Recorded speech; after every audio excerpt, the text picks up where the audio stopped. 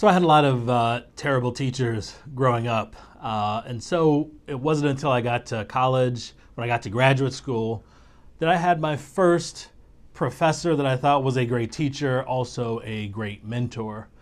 That was Dr. George Henderson.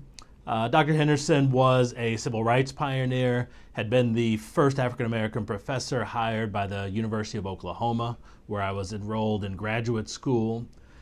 And Dr. Henderson was the first African-American professor that I had ever had in my college career. And so there were two moments that stood out that really impressed upon me both the wisdom that I gained from Dr. Henderson, but also what I learned about being a good teacher, about being a good professor, about being a good mentor.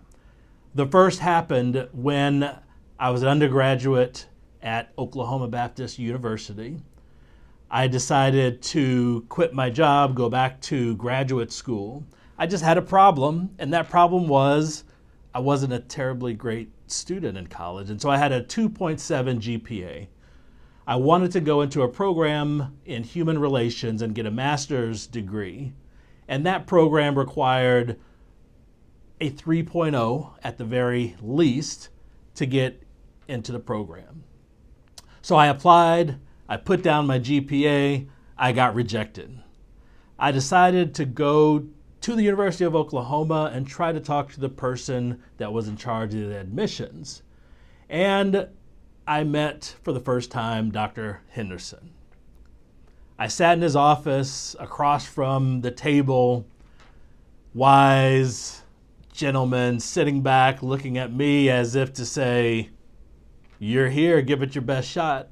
And I said, "Look, I will dare say that the 2.7 GPA I got from Oklahoma Baptist University rivals at least anyone in your applicant pool that has a 3.5, because it was a great university, and even if it looks like on paper I wasn't a great student, what I learned, the skills that I had, exceeded most of the people in the applicant pool."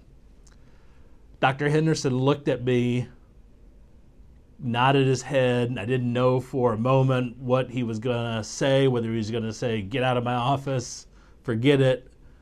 But he looked at me and he said, "I'll take your bet." He said, "So you're in, and you're in on probation, and you got one semester to prove yourself right." And I thought that's all I needed was a shot.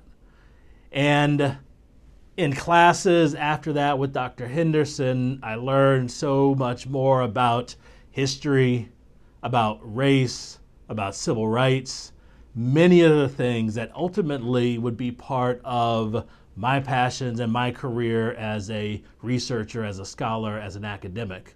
But there's another moment that really impressed upon me both the power of someone in a position as both a professor and an administrator, a role that I have played both. I was in a political science class at the University of Oklahoma. It was a doctoral class. I was still a master's student, but I took this class during the summer. It was on political ethics. Oklahoma, of course, is a very conservative state, and in my classroom, my classmates on one occasion started talking about voting and started talking about issues around immigration and whether or not we should print ballots in Spanish or just have an English-only policy.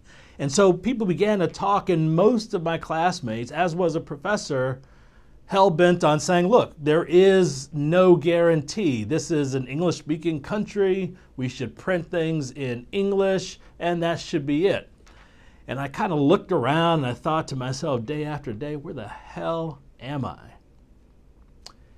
Later in that semester, we got to a question about the rights of education and whether or not education in this country was a right or a privilege.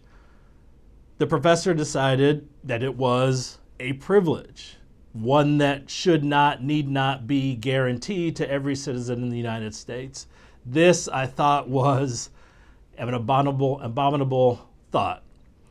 And so I decided that in my final exam, I would write about it and write contrary to what my professor and what others in the class had believed. And I did so forcefully, I did so strongly, I didn't pull any punches. And at the end of the class, I got a grade, and it was an F. What the hell do I do with an F in graduate school, knowing that that would send me straight on my way out, would nullify my financial aid, my career would be done? So what did I do? I went to Dr. Henderson's office. I told him what happened. I asked, could anything be done? He said, let me think about it and let me try. And I don't know exactly what he did. I don't know exactly what he said to that professor or anyone else in the university administration. I just knew in about a week or so, my grade had been changed, my status with the university as a student was maintained, and I was free to continue my career. And it was that moment that told me that people in this position have tremendous power, they have tremendous discretion, and they can use it to give people opportunity, or they can use it to deny people opportunity. And that was the lesson that I learned from Dr. Henderson. All of these years since, being in a position to be in front of students, to have the opportunity to grant things that are in my power to grant, and to have the lesson and to always know that if there is someone standing in front of me who all they're really asking for is a shot and a chance, it's in my power to do it, and that's what I should do. And so that's what Dr. Henderson told me. That's the legacy that he's left on my life. It's the power that I live by as I try to do good things and work with the students that I work with each and every day.